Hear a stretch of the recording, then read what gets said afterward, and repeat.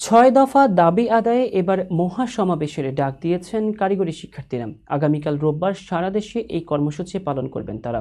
আজ শনিবার rise in red নামে মানববন্ধন কর্মসূচি শেষে মহাসমাবেশের এই ঘোষণা দেন কারিগরি ছাত্র আন্দোলনের প্রতিনিধি ও ঢাকা পলিটেকনিক ইনস্টিটিউটের শিক্ষার্থী জুবায়ের পাটোয়ারি। এর আগে আজ দুপুর 12টার দিকে তেজগাঁওয়ে ঢাকা পলিটেকনিক ইনস্টিটিউটের মূল ফটকের সামনে মানববন্ধন পালন করেন শিক্ষার্থীরা।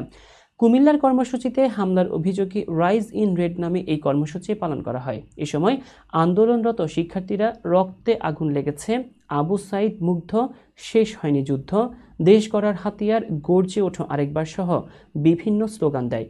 শুক্রবার দুপুরে 6 দফা দাবি আদায়ে কাফনের কাপড় মাথায় বেঁধে গণমিছিল করেন পলিটেকনিকের শিক্ষার্থীরা। পরে কারিগরি ছাত্র আন্দোলনের প্রতিনিধি ও ঢাকা পলিটেকনিক ইনস্টিটিউটের শিক্ষার্থী জুবায়ের পাটোয়ারি বলেন, কর্তৃপক্ষকে বলবো আমাদের দাবি দ্রুততম সময়ের মধ্যে মেনে নিন, আমরা রাজপথ ছেড়ে দেব।